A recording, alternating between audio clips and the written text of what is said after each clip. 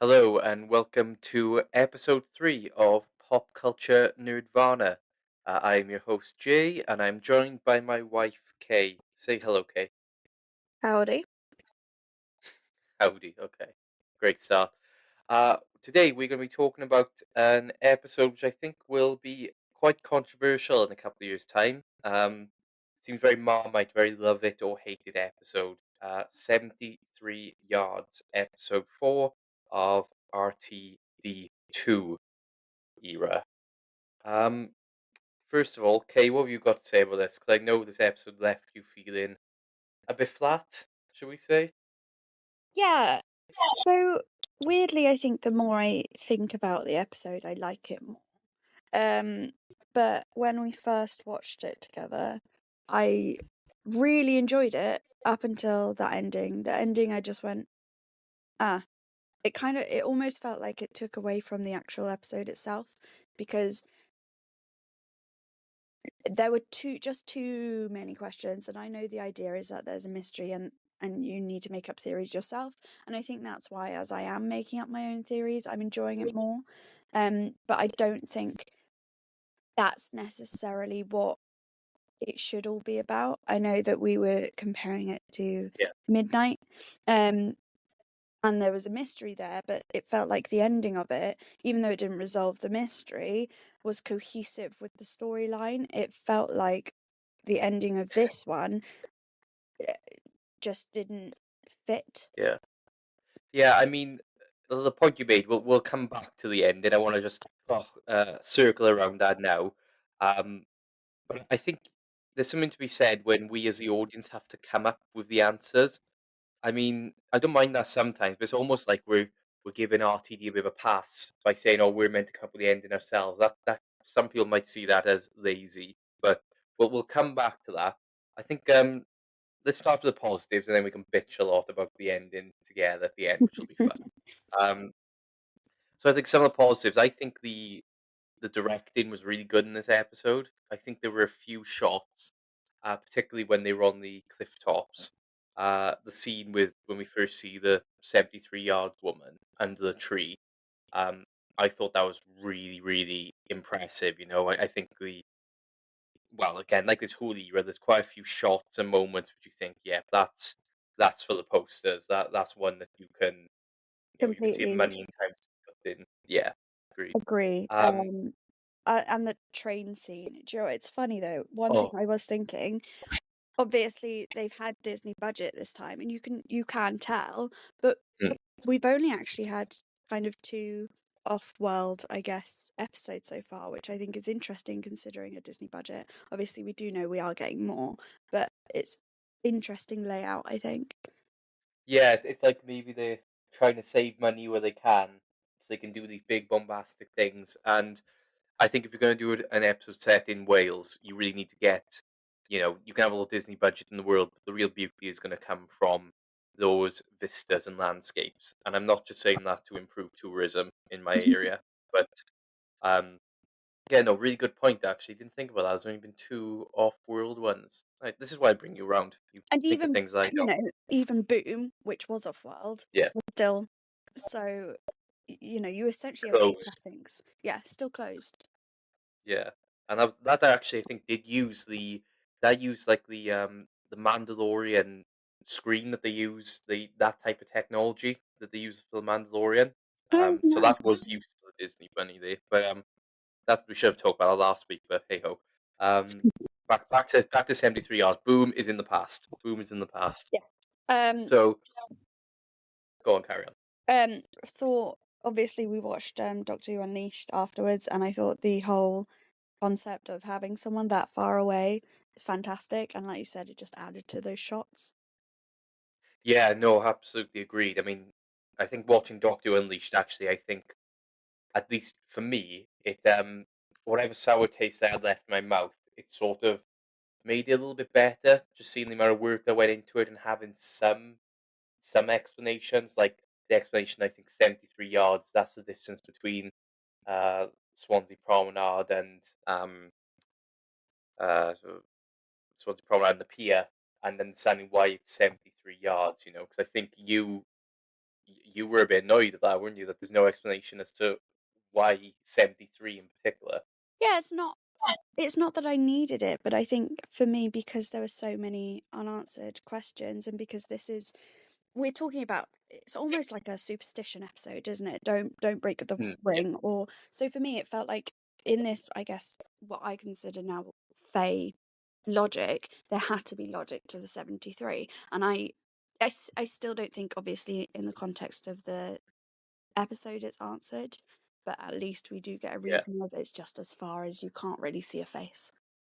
yeah, yeah. No, that's a good point. Actually, I think when you have episodes like this with so many unanswered questions, we try and find answers and we try and pick apart every single thing when sometimes there isn't really an in universe reason. It's just as simple as the face looks a bit blurry from that angle. Oh, sorry, that distance. So that's why we've done it.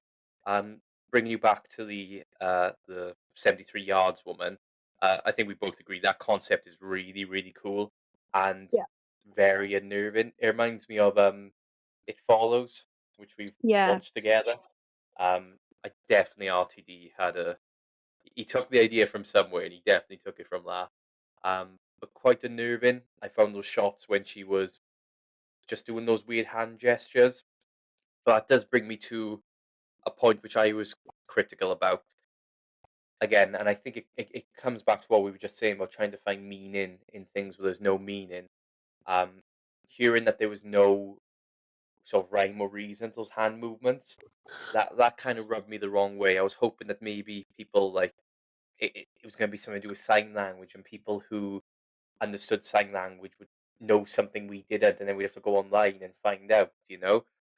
But just the fact it just was, you know, kind of bullshit to look creepy. That did kind of rub me the wrong way, you know, more than Now, the 73 yards thing. I might be completely talking out my backside here. Mm. However, I have a feeling it means more than they are letting on. And the only reason I think this is because she's she's talking about being given almost a little gift. My theory, although it's not very thought out, Mm. admittedly, is that because this spoiler alert is going to be Ruby, potentially she's kind of talking about something there. Or my other theory, although this is completely mental, in all honesty, um, is that Probably the feel. if because again in my head canon, this is kind of fairy logic, is Mm. that they're thanking Ruby for the gift of her because she was given by whoever her mother was to us, and she was the Oh, person who was able then to um actually obviously get rid of Mad Jack. ooh, okay. That's very like Reddit, Tumblr type posting. I mean, your theory is valid. Um, I don't know. Again, I would say that's part of the fun, and maybe this is something that RTD had planned. And I think I said this to you yesterday. Maybe the ambiguity is to create these talking points to improve engagement. Like I feel like Russell T Davies is very much a master of social media and marketing, creating a purposely ambiguous storyline like this gets people engaged, gets people talking about it online, and you know what? It might even bring more people who aren't fans to watch it, even if it's just that one episode. And they say it's crap, I didn't understand it. They'll watch it just to be like, what the hell is going on? Why am I hearing so much about this episode? So Well, I maybe think maybe that's my theory. I think that's why I enjoy it more now. It's like a day later since we've watched it. Mm. Again, the more I think about it, the more I'm able to come up with wacky theories, and I like coming up with theories. That's what Doctor Who, as a fan base, we do come up with loads of theories. I think, like you said, I think Russell's playing playing with the audience. I think he knows that people will keep on creating theories, and so he doesn't need to. And he just wanted to make a cool, eerie kind of story, and the rest is up to us. And he's okay with that. Yeah, no, again, very good point, and I think that's good. I just hope that he doesn't do that every single episode because then that just becomes lazy writing. That's good to do like once a season, but if every single episode we have to come here and be like, "Well, that didn't work, that didn't work," then to me that just says that Russell has ran out of ideas. But I get what you're saying. I want to move on to Sean Phillips in it. She's brilliant. I like the whole little scene in the little Welsh pub. Um, Obviously, you move into Wales to live with me. You can kind of see how accurate that portrayal was, I think, of a small little rural Welsh village. It was very much as soon as you walk in and you're not local, people can notice you straight away, as they pointed Yeah. out. And it's that thing of you have so many different characters in Wales, but because it's so small, different characters will just hang out in the same pub. Like, Yeah, yeah, of course. The pub, I think the same anywhere in Britain, really. That's like a social hub, really. You go there and you'll meet, young and old and all, and especially in small little villages, and everyone knows everyone, and there's always some wacky characters in there. So I really enjoyed that portrayal. Even though we weren't those characters long, I really liked all of them, and I feel like again, it's what Russell House is really good at is the character interactions, and you felt like you watched those what I think 5 or 10 minutes, and I think you kind of understood each and every character who they were, and the dynamics they had between one another. Which is why Big Finish is definitely going to make a series called Pub Life or something, mhm. where it's going to be about them, and it'll be like 20 box sets about that.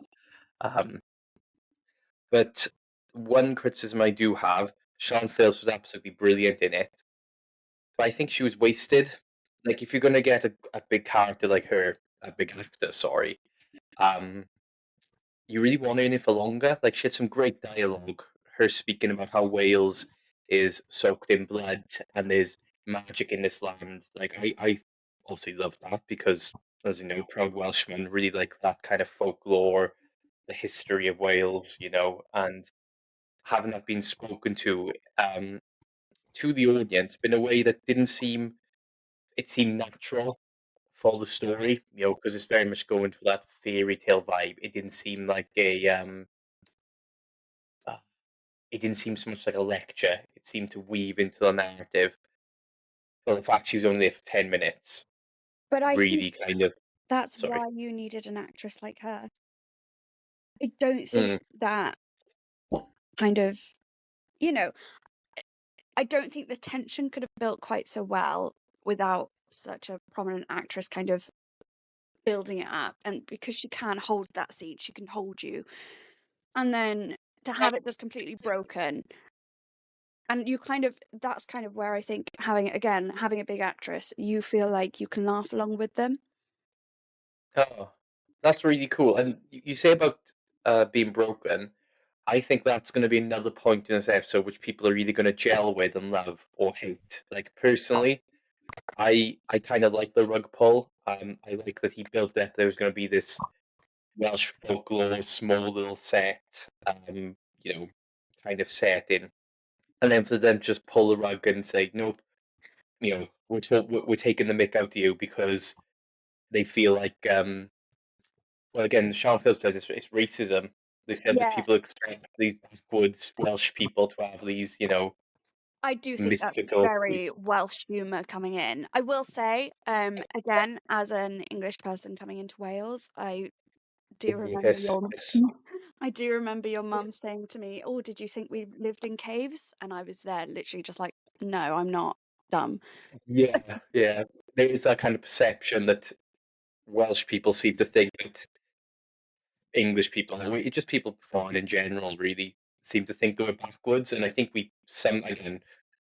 again, Wales is a big place. There's lots of different people, but I think we play into that a little bit. And the fact that they played into that in the episode, I really enjoyed. Like when she was asking if she could pay by card as well, that little Yeah. line, oh no, pay by phone, and she was like, by your phone. It's like, of course you can pay by your bloody phone. That was very good. It goes into that sort of I think ignorance towards some Wales as a place and a people. And again, that's another point I like about this episode is it really does do a deep dive into Wales, more so than I think's ever really been done in the series. And that's ironic considering, RTD's a Welshman and he seems pretty proud of that fact. This is the first time I think he's ever really gone into, Welsh folklore, Welsh ideas, Welsh members of parliament, but we'll get to that later on. Um, it just seems strange it took him this long. I'm glad he's done it because, we live in London is always shown, and they go to a lot of English folklore throughout all of the Okay, and we appear to be back for people listening. I apologize. The Wi-Fi just completely cut out. Um, so probably my apologies if I am repeating myself. But what I was trying to say was that I like the fact that Russell T Davies is exploring more of Welsh lore, because that's something we see a lot of English lore, and Scottish lore, but Welsh seems to get forgotten like it does in real life all the time. I I think obviously we, because we live in Wales, have been waiting, and considering he is Welsh, have been waiting for an episode where not just Cardiff, obviously we did have them in Cardiff for ages, um, but having more, like you said, Welsh history thrown in. The only thing I'll say is there was no Welsh history; it's all Fae. Well, you say that, but I mentioned like the castles now they were built to oppress the English. I'm sorry, be oppressed by the English. So we have a bit of that. We also have the Welsh language trade quite a lot. I think obviously it wasn't a history lesson, and I think there is obviously some bias towards it. It talks about the Welsh being oppressed, and there is some of that throughout our history. But you can tell it seems like Russell has a bit of a chip on his shoulder. But I'd have to disagree with you there. There is some history. It's not it's not the whole history of Wales. You're never going to get the full understanding, but it's a taster. It's Doctor Who history. Yeah, Bite-sized little chunks. Yeah, I yeah. think Okay, good. my thing is, and I probably am again, is mainly because I set it up as I think just the whole episode being in Wales in my head. I Mm. loved her going back. Do not get me wrong. I thought her going back home, the rest of her life scenes were fantastic. I just wish we had seen more of Wales. Well, I agree with you. I mean, I'd have it said in Wales every single episode and have the Doctor be Welsh and everyone speaking Welsh, and it'd be lovely. But I don't think that's going to work for some reason.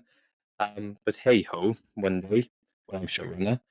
Um, Speaking of which, she went back to London. That scene with her and her mother, um, tragic. And again, another really beautiful shot actually.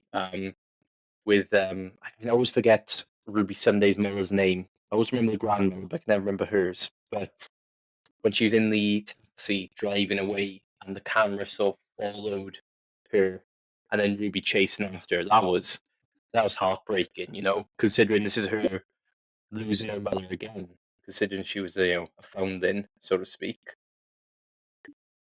I mean, yeah, absolutely devastating. And I think the idea of a creature which can say something to you so horrific that you abandon your daughter, um, that's chilling. That really is a terrifying concept. Quickly going into theories though again, Of course. because of course I don't actually think she does say anything. I think she continues to say the words that she says that we've heard in Unleashed. Yeah. I think that people have visions of the nuclear war that Mad Jack would have Mm. enacted if Ruby doesn't do it. So for her mother and potentially Kate Stewart, they understand that they have to leave her alone or this will I come was through. thinking that. Yeah. I mean, the only thing I think that gives the only reason I wouldn't believe in that theory is because the way they portray the mirror after she She looks hears it, so angry. yeah, she looks like she has hatred for it. It's not the case, there isn't that moment where she's like, I have to do this even though I don't want to. it seems like actual hatred of Ruby, you know? Um, Yeah, that's the like, only thing that I thought could have ruined it, but then I thought yeah, potentially he you just don't have thinks that that's the only moment way she where can get her there's been away. like a moment where she was that scene between her and Bella, Ruby on the one side and Emma on the other. If they'd been like a tear rolling down her eye when she said, you know, even your own mother didn't want you, then I could say, oh, okay, that's what they're all seeing. But then also, what would what would she have said to Mad Jack? Because if Mad Jack wants to start a nuclear war, what is it that he sees? You know, what does she say to him, so to speak? Good point. Hadn't thought of that. I don't know. I mean, maybe it's a nuclear war as himself. Like I know Mad Jack wants, he almost starts a nuclear war, but maybe you know he doesn't want to control the world, but he doesn't want to destroy it because you know what's he going to rule over the ashes? So maybe he sees that himself. That might be humanizing the character a bit too much. But for me personally, I think it's something similar to what Russell said, where it would be the worst thing you could possibly hear.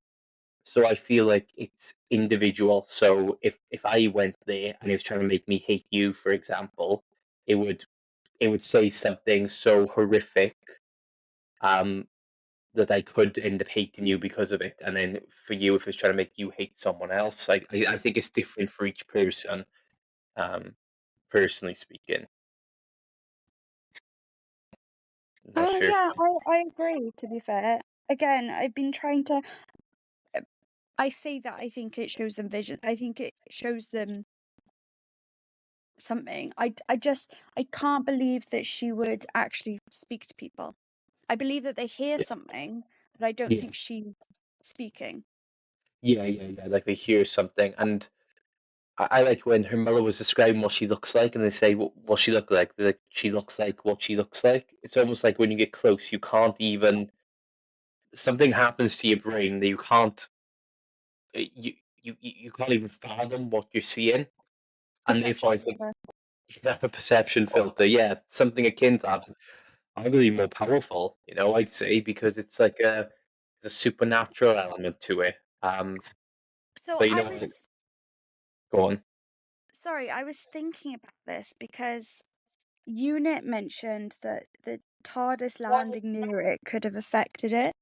Mm, I wondered if the whole time travel aspect and the whole perception filter aspect of it potentially did affect the the kind of lore of that woman.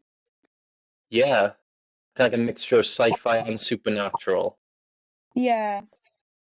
Because again, the you know, like I said, the Doctor is a complex space-time, you know, thing. You know, maybe if anyone else had stepped onto that, you know, on that circle, um, nothing would have happened. But because of his own like weird supernatural, almost supernatural abilities, him stepping on it created this this being, this Fae, whatever you want to call it, and which is why it has similar abilities to the TARDIS. And I just thought of a theory off the top of my head, and this is probably really stupid. What if that creature is a personification of the TARDIS, since it seems to have the abilities of, you know, the perception filter, for example, and also the TARDIS just closed and isn't interacting with Ruby. So what if, like, I guess you could say the soul of the TARDIS is in that creature? Um, I don't really necessarily believe that theory. I'm just thinking out loud, but I think Well, there's something in again, there. like I said, there's this is why I came up with this idea in the first place was because Kate Stewart said she like something about when the TARDIS land probably the TARDIS landing there, Mm. that's what kind of affected it. She like I can't remember exactly what she said, but I'm sure she said something along those lines. So I think that's kind of a hint from Russell being like, or at least it's something for Russell to say, you could potentially catch on to this.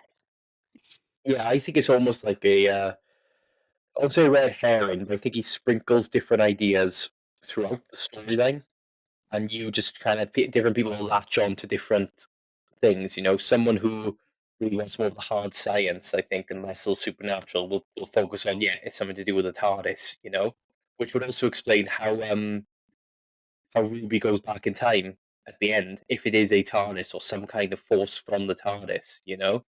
A lot of people then will Also, just go on, Carol.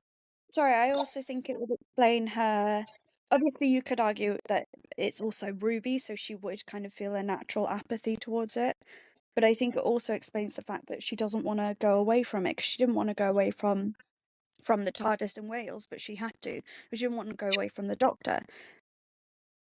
That's a yeah, that's a good. Maybe have we discovered it? Have we found the answer? Is this what Russell was doing this entire time?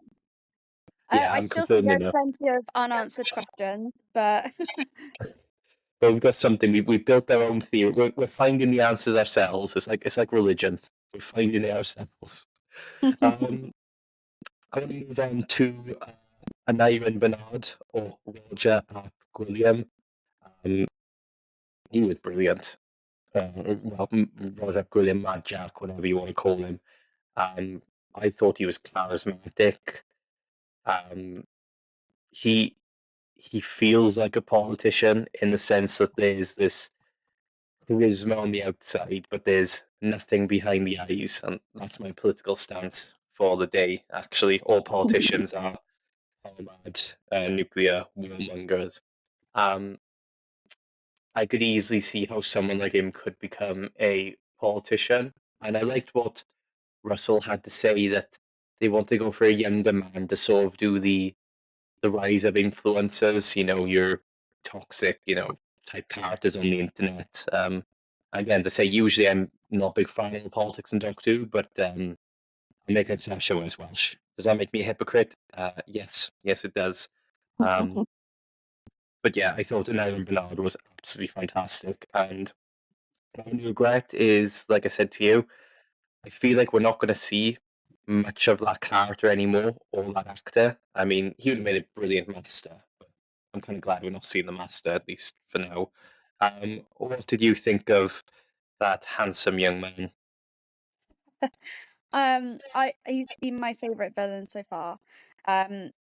Probably I think because I know he's wrapped up in the supernatural aspects of it, but because he was so almost normal amongst the Mm, supernatural aspects of it, I thought it was really, again, it is very political at the moment, but you can understand what he's done to that girl, Marta or whatever her name was. yeah, Um, you just know, and that's so not. It's normal. It is nowadays. It's not necessarily obviously in everyone's experience, but in terms of what our conversations are around nowadays, yeah, with Me Too and such. Yeah, yeah, it's having a very, again, a normal villain, essentially it's a man who you would fear. yeah, 100%. And that's a really good point, actually. And thinking about it, it was quite ballsy of Russell to create a political figure and have these implications of some kind of sexual assault, in a family show, um, at 6 o'clock in the afternoon. But the way that they do it is they, there's enough there that we as adults can know the implications that something has happened, whereas the children will know something is wrong but won't fully understand. I think that's a very nuanced way of doing it without going too far either side, if that makes Yeah. sense, or making it too grotesque, and it's again, it's the fear of the unknown. We don't know what happened to that poor girl. We're speculating it's some kind of sexual, um, you know, some kind of sexual assault, but we don't know the severity. It could be something completely different. But I think whatever we imagine is worse in our own heads than anything he could have wrote. And I think it Yeah. goes into like the issues we have with politicians today. Politicians always the corruption, and you hear all these stories in Parliament, but I don't think we ever really know the full extent of it because there's a lot of he said this, she said that. We don't really know, but we know there's something not right about him, and I think the There's fact. also, Sorry, sorry, didn't mean to interrupt, that's but fine. there's also That's fine. her not leaving the campaign. Yeah, There's always that. If this was in real day politics, it would have been, well, that can't have happened because she didn't leave him.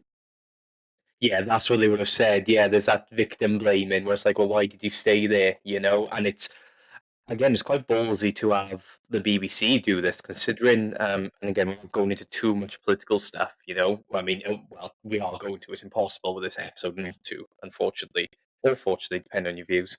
Um, I was saying, I remember, wait, I think it was ballsy for the BBC to do that, considering all the issues they had with, Jimmy Savile and stuff, for example, with people ignoring the obvious signs of abuse, you know. So for them to tackle a story about powerful people, and unfortunately, it does tend to be men using their influence, to get away with horrific things. Um, I think it was quite yeah, it was quite ballsy of the BBC to do that because of their history of basically allowing their presenters to do these type of things, you know.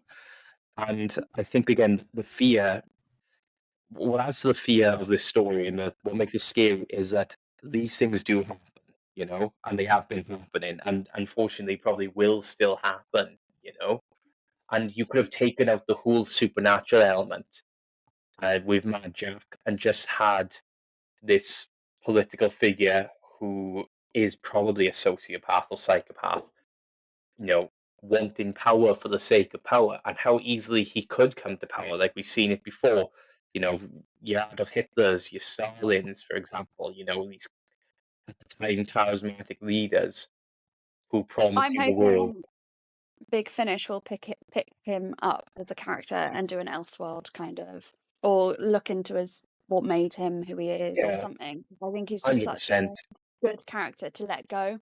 Yeah, no, definitely. I feel like I said I just want to see series about him, like the rise of Roger Ap Gwilym. His background. I would. So just to apologize again for people listening, my computer had a bitch fit and closed down, and then I put my mic back on, but it wasn't actually on. Please like, share, and subscribe for more awesome content like this, and eventually I might be able to afford a half decent computer.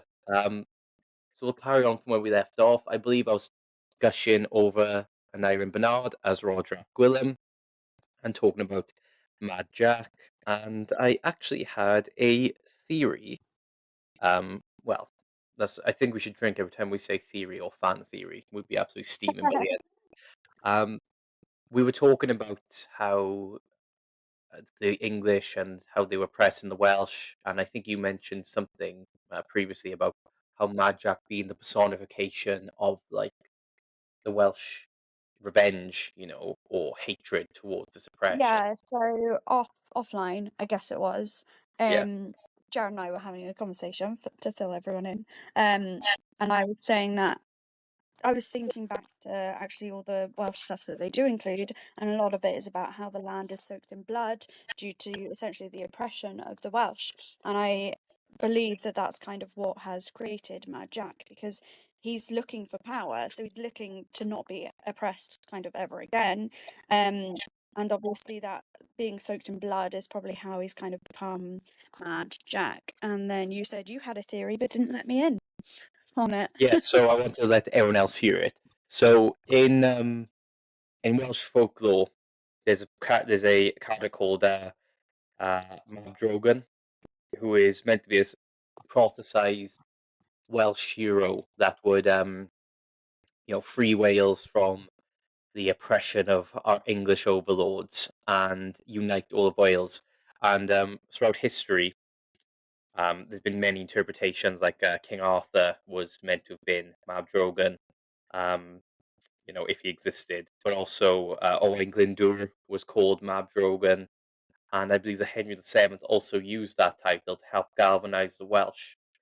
My theory is that Mad Jack is sort of a twisted, corrupted version of Mad Drogon, whether he was actually meant to be the prophesized Welsh hero or whether we get the idea from Mad Jack.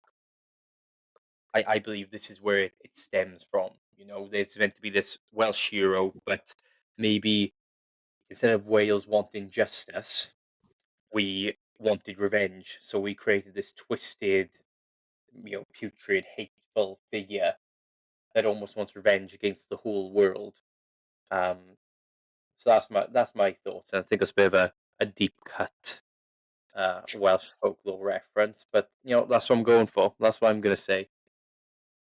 I think, to be fair, considering the scene in the pub, we've spoken about how the outsider comes in essentially, and they kind of take the piss out of her.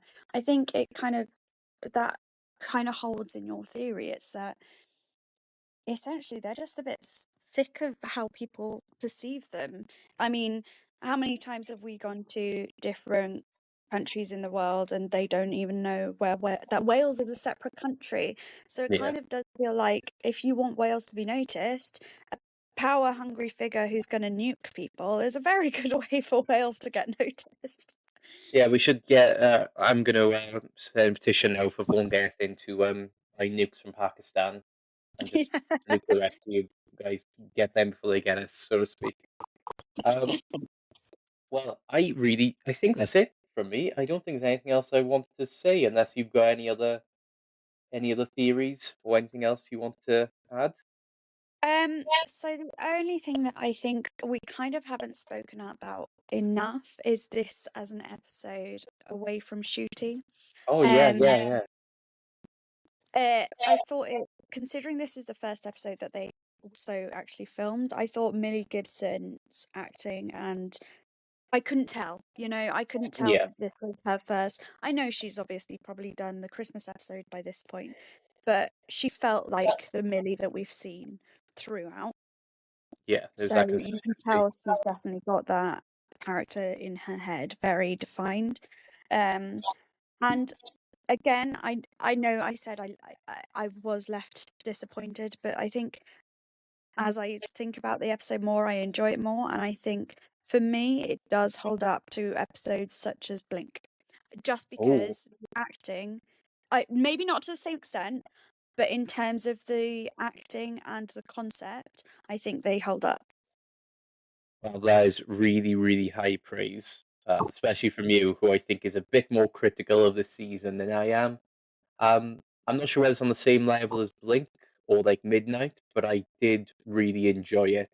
And I think talking about it now afterwards has made me realize how much I did enjoy it. But it's definitely one for a rewatch. I think the more you rewatch it, the more things we'll find and the more theories we'll have. And who knows, maybe we can make a video at one point where we just talk about our top 10 theories as to what the hell that episode is. And you know what? Just before we go, I saw people comparing this episode to Ghostlight, the Seventh Doctor adventure of Ace. We've watched that together.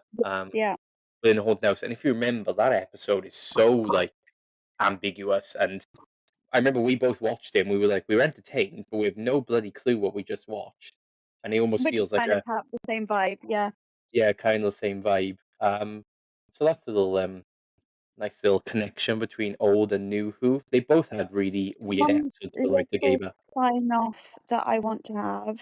of course. I think Russell was overemphasizing the fact that it's like nothing we've seen on telly. Yeah, We've compared it to It Follows. yeah, But years and also years. years and years is what we compared it to when we watched it exactly. And thinking back to some, just kind of it gives me a weird Torchwood vibe. Yeah, very Torchwood-esque. Yeah, early Torchwood, I'd say. Um, Yeah, I can compare it to, a few of them at least. Or yeah, like in terms of, I I guess, because it's more of a horror episode, it kind of gears me towards that. yeah, I think that's probably hyperbole by him, trying to big up the Yeah. episodes. But yeah, I do feel like Russell did probably, over exaggerated how much of a different episode this is going to be. I mean, it's good, it's very out there and big, and it's different in the sense that no one has a bloody clue what's going on. So he's got Mm. that right. Um, but yeah, saying it's like nothing he's seen on TV. I guess maybe he was talking about how they did how they managed to film the woman, because remember behind the scenes it was very difficult to get like the right lens and the right. So maybe he's talking about how it's nothing you've seen on TV in terms of how they've produced the episode, how they've actually done those scenes. Um, but I think we were all assuming, and he was hoping people would assume he was talking about the writing rather than how the episode was shot, so to speak. Yeah. And Yeah, unfortunately, I think as a director, I understand what he was doing. You have tons of directors who they do have these crazy concepts, but they usually drop them if you can't fit the writing in. aye, Um, and I just think, do you know what? He didn't need to drop it because I do like it as an episode. It's just that ending. He needed to just give us a little bit more of an answer, even if it was, we've just made a whole fan theory around the yeah, TARDIS. Even if he'd just gone expanded into that a bit more with Kate, like, oh, we think it's we believe that this is this kind of thing. yeah. And I think, and this is something I found, I think, of a problem with some of the other episodes is I don't think I'm a big fan of this 45-minute um, episode count, and I think it's a problem that that old RTD used to have, and as well as Moffat, is I feel like some of these episodes I think need an extra 5-10 minutes, and I think this episode in particular would have really benefited from an extra 10 minutes, so we can have a bit more of an idea. Just don't give us the answer, but point us towards a couple of possible theories. I think, or I hope that in the next season we'll have a mixture of 45-minute episodes and 55-minute episodes. Not everyone needs to be uniform 45 minutes. Like Space Babies, yeah, that works for 45 minutes. But this But is what we spoke about even when the episode started. It didn't have an opening scene, so they had that yeah, extra 5 minutes and still well, didn't use it, in my opinion. well, it's extra 30 seconds really. But yeah, I know what you mean. Yeah, they Fine. needed to. I think they needed a little bit longer. But it sounds like a really negative on it. We actually really enjoyed it. So I think we should finish up with what our scores are out of 10. What do you think? Mm, I'll go for a 7.5.